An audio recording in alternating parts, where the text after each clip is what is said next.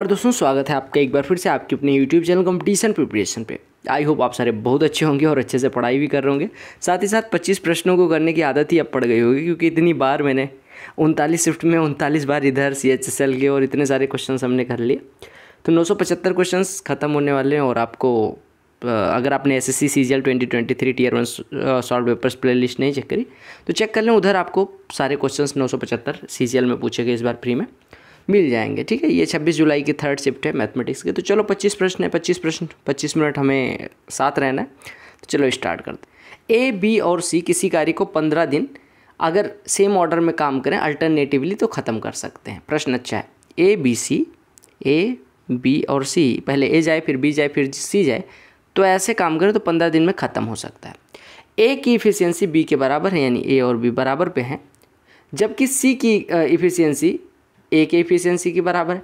अब अगर A की इफ़िशियंसी B की इफ़िशियंसी के बराबर है, B की इफ़िशियंसी C की इफ़िशियंसी के बराबर है, तो कोई बात ही नहीं, मतलब तीनों बराबर काम करते हैं। तो कहा गया कि अगर वह C, A और B के ऑर्डर में काम करें तो काम कितने दिन में ख़त्म हो जाएगा। देखो, जब इफ़िशियंसी बराबर हो गई, इस प्रश्न में मतलब जो मादा है वहीं ख़त्म हो गया। Efficiency of A is same is that of B, efficiency of C is equal to that of A। जब इफ़िशियंसी बराबर कर दी मतलब काम ख़त्म हो गया। तब चाहे पहले A काम करने जाए, चाहे B जाए, चाहे C जाए, जब तीनों बराबर हैं तो एक दूसरे को रिप्लेस कर सकते हैं। तो कहा गया अगर ये अल्टरनेट डे पे पहले पे A जाता था, दूसरे पे B जाता था, तीसरे पे C जाता था और ऐसे काम करते थे तो 15 दिन में ख़त्म होता था। तो अब अगर कहा गया कि पहले C जाए फिर A जाए फिर B जाए, जब तीनों की एफिशिएंसी बराबर है तो बात खत्म। तो भी कितने दिन में ख़त्म होगा? 15 दिन में। सिंपल सी बात है। देखो, कोई ट्रायंगल है ABC जिसमें 3 एंगल्स ये हैं और 2x - 4y बराबर 20। तो ट्रायंगल किस टाइप का ट्रायंगल? देखो, अगर आपको एंगल दिए गए, सम ऑफ एंगल्स 180 डिग्री होता है, आपको पता है, यानी x + y + y + 10, यानी x + 2y + 10 बराबर आपको पता है 180 डिग्री है। यानी आपसे कह सकते हैं यहाँ से x + 2y = 170 डिग्री, पहला इक्वेशन। और अगर इसमें 2 से डिवाइड कर दे तो x - 2y = आ जाएगा 10, दूसरा इक्वेशन। दोनों जोड़ेंगे 2x बराबर 180 यानी x बराबर 90 डिग्री। तो x बराबर 90 यानी कोई एक कोण, देखो ये वाला कोण 90 डिग्री, तो ये अपने आप राइट एंगल ट्रायंगल हो गया। सीता एक वाइट बोर्ड मार्कर है, 10% प्रॉफिट पे बेचती है। 20 रुपये ज़्यादा में बेचती तो उसे 15% का प्रॉफिट होता। यानी कुछ सेलिंग प्राइस है किसी मार्कर की, ये सेलिंग प्राइस है जिस पे 10% का प्रॉफिट होता है, यानी 10% प्रॉफिट है। अगर 20 रुपये से ज़्यादा ले ले, यानी ये 20 रुपये जो है ये ओवरऑल 15% प्रॉफिट करवा देंगे। यानी आप कह सकते हैं कि 10% पहले फ़ायदा हो रहा था, अभी 15% हो रहा है, यानी 5% कॉस्ट प्राइस पे जो फ़ायदे का इंक्रीज है वो 20 रुपये के कारण, यानी 5% ऑफ CP बराबर 20, यानी CP कितना हो जाएगा? 100% कितना हो जाएगा? 400। कहा गया अगर B बराबर 5 हो तो इसकी वैल्यू फाइंड करनी है। अब B की वैल्यू पुट करते चले जाओ तो 5/B यानी कि 5/5 लिखा हुआ है, प्लस 5B यानी कि 25 लिखा हुआ है, ब्रैकेट क्लोज्ड। 25/B स्क्वायर 25 - 25 और प्लस 25B स्क्वायर यानी कि 625। इसको सॉल्व करना। ये 5/5 प्लस 25 यानी 1 + 25 से 26 हो गया, यहाँ गुणे में लगेगा। 25/25 1 - 25 प्लस 625, यानी ये 601 लिखा हुआ है। 26 × 601 लिखा हुआ है। 26 × 26, 26 छक्के 156, यानी आपका आंसर हो जाएगा 15,626। देखो, सिंपल सा फॉर्मूला होता है, cos 2a बराबर होता है cos स्क्वायर है माइनस साइन स्क्वायर है। यहाँ पे cos square 15 minus sine square 15 क्या हो जाएगा? cos 2 × 15 यानी cos 30, और बटे में साइन स्क्वायर है प्लस cos स्क्वायर है 1 होता है तो ये 1 हो गया। cos 30 की वैल्यू √3/2, यानी आपका आंसर हो गया √3/2। ये जो ग्राफ है एक कंट्री में इलिटरेट यानी अनपढ़ों की संख्या बताता है। 4 स्टेट हैं जिसमें टोटल 4,50,000 अनपढ़ हैं। ठीक है, अनपढ़ मतलब जो पढ़े लिखे ना हो, इलिटरेट हो। कहा what is percentage of total number of illiterate ABC to that of D।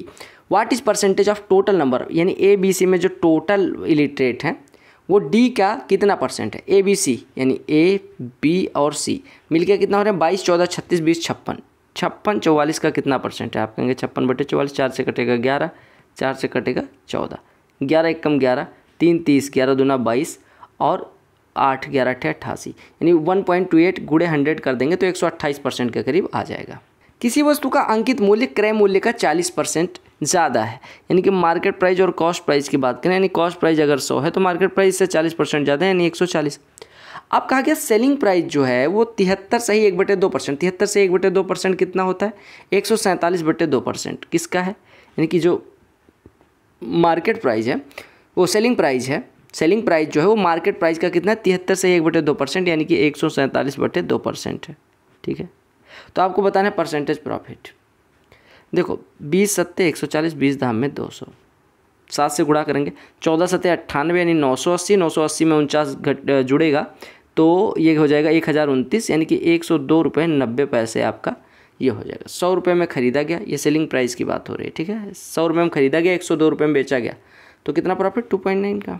Abraham Lincoln कोई कार्य 9 दिन में और एंड्रयू 6 दिन में, दोनों मिलके 9 गुणे 6/9 धन 6, 3 तिया 9, 3 पचे 15, 18/5 यानी 3 सही 3/5 दिन में करेंगे। क्लियर। अब tan a = 3 दिया गया, तो यहाँ से हम कह सकते हैं tan a को लिख सकते हैं sin a / cos a। यहाँ पे थोड़ा सा देखिएगा, मैं थोड़ा सा इसको अटपटे ढंग से करवा रहा हूँ इस वजह से कि आपको थोड़ा सा तैयार रहें। ठीक है, अगर मैं 3 sin a की बात करूँ, यहाँ 3 से मल्टीप्लाई कर दो, और 2 cos a निकालने के लिए 2 cos a से मल्टीप्लाई कर दो, तो यहाँ पे 3 से मल्टीप्लाई करें, यहाँ पे 2 से मल्टीप्लाई करें, यानी 3 sin a की वैल्यू 9 ले लेते हैं और 2 cos a की वैल्यू 16, तो 9 + 16 25 ऊपर लिखा हुआ है, और नीचे 9 - 16 यानी कि -7 नीचे लिखा हुआ है, यानी -25/7 उत्तर हो जाएगा।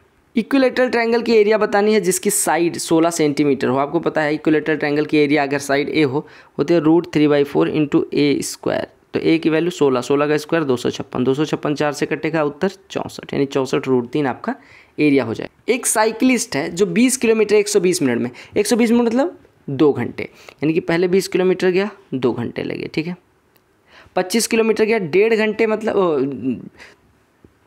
150 मिनट मतलब 2.5 घंटे, यानी 2.5 आवर। तो एवरेज स्पीड बराबर होता है total distance upon total time, यानी कि 45/4.5 यानी 10 किलोमीटर प्रति घंटे आपकी एवरेज स्पीड हो जाएगी। सिंपल सा प्रश्न। 7 स्टोरी बिल्डिंग है कोई जिसका 28 मीटर लॉन्ग शैडो बनता है। ये बिल्डिंग है, मान लो ये बिल्डिंग है, 7 स्टोरी है। ठीक है, हमें नहीं मतलब कैसे बनी है, 1 2 बना दे रहा हूँ, 3 4 5 6 और 7, 7 स्टोरी बिल्डिंग है। इसकी शैडो जो है, कहा गया the number of stories of building whose shadow is 48। 7 story building की जो शैडो है वो 28 मीटर की है, यानी 7 स्टोरी 28 मीटर, यानी कि जितने स्टोरी की बिल्डिंग उसका 4 गुना क्या हो रहा है, शैडो बन रही है। तो अगर किसी की शैडो, मतलब कि शैडो का 1/4 नंबर ऑफ स्टोरीज है, तो अगर शैडो 48 है तो नंबर ऑफ स्टोरीज कितनी हो जाएगी, 48/4 यानी कि 12। कहा गया 10 औरतें किसी कार्य को 16 दिन में कर सकती हैं। हमने लिखा 10 औरतें किसी कार्य को 16 दिन में, 6 आदमी यही कार्य 8 दिन में कर सकते हैं। अब आपसे कहा गया कि 12 आदमी ने काम करना स्टार्ट करा और 2 दिन बाद 6 आदमी छोड़ के चले जाते हैं और 5 औरतें ज्वाइन कर लेती हैं। तो कहा गया कितने दिन में काम कंप्लीट होगा। देखो 6 आदमी अगर 8 दिन में कर सकते हैं तो 12 आदमी 4 दिन में कर सकते हैं। अब 12 आदमी अगर 4 दिन में कर सकते हैं तो आपने कहा 12 आदमी 2 दिन कर चुके हैं, यानी कि 2 दिन काम हुआ और आधा काम हो चुका है। अब हमें करना है आधा काम। अब आधा काम करने के लिए 6 आदमी लगे हुए हैं और 5 औरतें।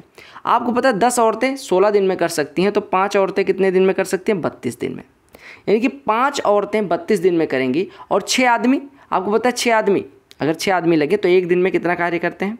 अभी देखो हमने आधा काम कर दिया, बोलो क्लियर है।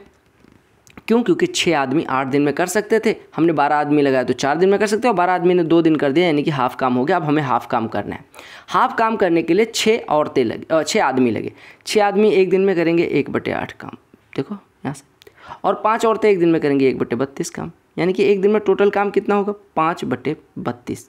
1/2 हमने करवाना है, तो 1/2 करने के लिए 1/2 बटे 5/32 दिन लगेंगे। 2 से 1 कटेगा 16, यानी कि 16/5 डेज लगेंगे। 16/5 दिन इधर, 16/5 दिन में ये वाला हाफ काम हुआ। हाफ काम करने के लिए पहले 2 दिन लगे थे, यानी टोटल डेज कितने लगे, 16/5 धन 2, यानी 16 धन 10/5, यानी 26/5 डेज लगे। क्लियर हो गया। कहा गया XYZ कोई कार्य 5 दिन 15 दिन और 30 दिन में कर सकते हैं। कहा गया अगर X Y और Z द्वारा एवरी सेकेंड डे असिस्ट किया जाता है, ठीक है, तो आपको बताना है कि काम कितने दिन में ख़त्म हो जाएगा। देखो X 5 दिन में कर सकता था, Y और Z, X कर सकता है 5 दिन में, ये 15 दिन में, ये 30 दिन में। ठीक है, LCM ले लो, 30 यूनिट टोटल वर्क मान लो जो LCM है, यानी कि 1 दिन में 6, 1 दिन में 2, 1 दिन में 1 कार्य हो रहा है। अब कहा गया हर दूसरे दिन क्या हो रहा है कि ये असिस्ट कर रहे हैं, यानी कि X पहले दिन काम करने जाएगा और दूसरे दिन X Y Z तीनों आ जाएंगे। यानी कि 2 दिन में काम किया गया। आप बात करें तो ये 6 यूनिट करता है और ये 6 2 8 1 9, यानी कि 2 दिन में 15 यूनिट हो जा रहा है। देखो 6 यूनिट इधर 9 यूनिट, 2 दिन में 15 यूनिट हमने करना कितना है 30 यूनिट, यानी इसका दुगना, तो दिन भी दुगने लगेंगे, यानी कि 30 यूनिट होने के लिए 4 दिन लगेंगे। कहा गया कि उस धन की प्रेजेंट वर्थ बताओ 5% सिंपल इंटरेस्ट पे 2 साल में जो 1100 हो जाता है। तो 5% 2 साल में 10% ब्याज देगा, यानी धन 110% हो जाएगा। 110% 1100 यानी 1% 10, तो 100% 1000। आपसे कहा गया cos x प्लस x यानी a प्लस 1/a बराबर इतना दिया गया, तो a स्क्वायर प्लस 1/a² पूछा गया। ये कितना हो जाएगा 7/2√3 का स्क्वायर माइनस 2। तो कितना हो जाएगा 7 7 49/2 दूनी 4 3 12 माइनस 2, यानी 49 माइनस 24 यानी 25/12, यानी कि 2 सही 1/12 आंसर। एक संख्या को जब हम 45 से डिवाइड करते हैं तो रिमाइंडर 21 आता है, यानी 45 से डिवाइड करने पे अगर रिमाइंडर 21 छोड़ती है तो हमारी संख्या 45n प्लस 21 के फॉर्म की होगी। अब अगर हम इसको 15 से डिवाइड करेंगे तो आपको पता है 45n तो पूरा पूरा कट जाएगा, बचेगा 21, यानी 21 में 15 से डिवाइड करने पर शेषफल क्या आएगा 6, वही पूरी संख्या को डिवाइड करने पर आएगा। क्लियर। राजधानी एक्सप्रेस की लंबाई 108 मीटर है, वो 128 की स्पीड से रन कर रही है। दूसरी ट्रेन 148 मीटर की है जो स्टेशन पे खड़ी है। तो कहा गया राजधानी दूसरी ट्रेन को कितनी देर में पार कर देगी। एक ट्रेन द्वारा दूसरी ट्रेन को पार करने में जो चली दूरी होती है वो होती है उनकी लंबाइयों का योग, यानी L1 प्लस L2, यानी उसके द्वारा चली गई दूरी 108 मीटर, इधर 148 यानी 256 मीटर रन करना है। और स्पीड कितनी है 128 किलोमीटर प्रति घंटे, यानी 128 गुणे 5/18 मीटर पर सेकंड। अब इसी को सॉल्व कर लेना है, ये डिस्टेंस अपॉन स्पीड। 128 से कटेगा 2, 2 गुणे 18 36/5 यानी 7.2 सेकंड में पार कर लेगी। कहा गया एक बाप अपने सैलरी का 8% अपने बेटों को पॉकेट मनी के रूप में देता है, कोई बात नहीं। एल्डर वाला बेटा यानी बड़ा वाला बेटा 85% पाता है, टोटल अमाउंट दोनों को दिया गया उसका, यानी कि 8 में से 85% एक को मिल गया और 15% एक को मिला। ठीक है, यानी कि 8% का, यानी सैलरी के 8% का, यानी 8/100 के 85% एक को मिला, 85/100 इसका मिला, और उसका वो 90% खर्च कर देता है। 90% खर्च कर देता है तो बचता कितना है 10%, यानी 1/10 हिस्सा।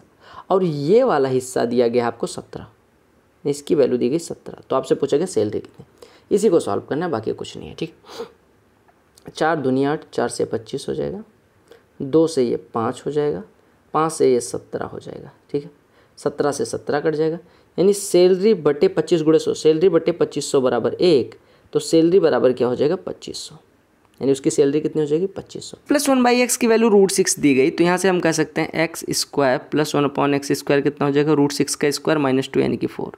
यहाँ से x⁴ प्लस 1/x⁴ कितना हो जाएगा भैया 4 का स्क्वायर माइनस 2 यानी कि 14।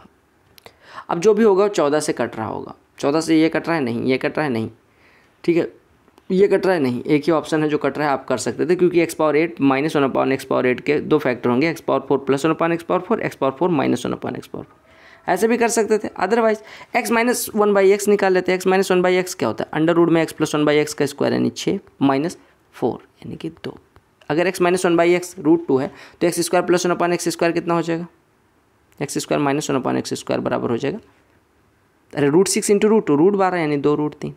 अब अगर x² माइनस 1/x² 2√3 है तो x⁴ माइनस 1/x⁴ कितना हो जाएगा इसका प्रोडक्ट यानी 8√3, यानी आपका हो गया 14 गुणे 8√3 यानी 112√3 हो जाएगा।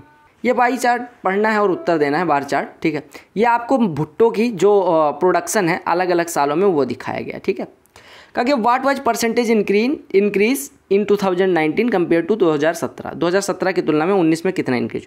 17 में उत्पादन था 20, 19 में हो गया 65, कितने की वृद्धि 45 की, कितने पे 20 पे, तो परसेंटेज में कितना हो जाएगा 45/20 गुणे 100, 20 से कटेगा 5, 5 गुणे 45 225% का इंक्रीज हो जाएगा। ये प्रश्न मुँह जबानी करने वाला है। अगर x माइनस 1/x 10 है तो x² प्लस 1/x² कितना हो जाएगा 10 का स्क्वायर प्लस 2 यानी कि 102। और अगर x² प्लस 1/x² 102 है तो x⁴ प्लस 1/x⁴ कितना हो जाएगा 102 का स्क्वायर प्लस 2, तो 2 का स्क्वायर सॉरी तो कितना हो जाएगा -2, क्योंकि ये प्लस वाला ना a plus b, a plus 1/a अगर m है तो a² प्लस 1/m² कितना होता है a² प्लस 1/a² कितना होता है m² माइनस 2, यानी कि यहाँ 2 का स्क्वायर 4, 4 में से 2 घटेगा यूनिट डिजिट, तो आपका आंसर है क्या। सॉल्व करो। अब देखो 4/5 में 4/3 से डिवाइड करना है तो गुणे में 3/4 लिख लो। 3/4 लिखोगे 4 से 4 कट जाएगा यानी 3/5, 3 से ये कटेगा 3 दूनी 6, 5 से 5 कट गए, यानी आपका इसकी वैल्यू है 1/2 माइनस का, और प्लस में इसका 1/2 लिखा हुआ है और 2/3 यहाँ लिखा। तो ये दोनों कट जाएंगे, आपका उत्तर कितना हो जाएगा 2/3। देखो सिंपल सी बात दी गई, tan समथिंग कॉट समथिंग। अब 360 से डिवाइड करके देखो, 360 से अगर हम इसको डिवाइड करेंगे 4384 को, तो 360 से डिवाइड करके देखो, ये 12 से 360 का 10 गुना कितना होता है 3600, और 3600 में अगर 700 और जोड़ेंगे, यानी आपका लिखा हुआ है tan 12 × 360, 12 × 360 कितना हो जाएगा 4320 और प्लस 64 लिखा हुआ है, 4320 प्लस 64 कितना हो जाएगा 4384। ऐसे सिमिलरली कॉट के लिए बात करें, 360 × 20 कितना हो जाएगा 7200, 7200 से 400 कम है, ये 360 × 19 लिख सकते हैं, ठीक है। 360 × 19 ये कितना हो जाएगा 19 छक्के 114, ठीक है। 19 छक्के कितना होता है 114, हासिल आएगी 11, 19 × 57 11 68, यानी 6840 हो जाएगा।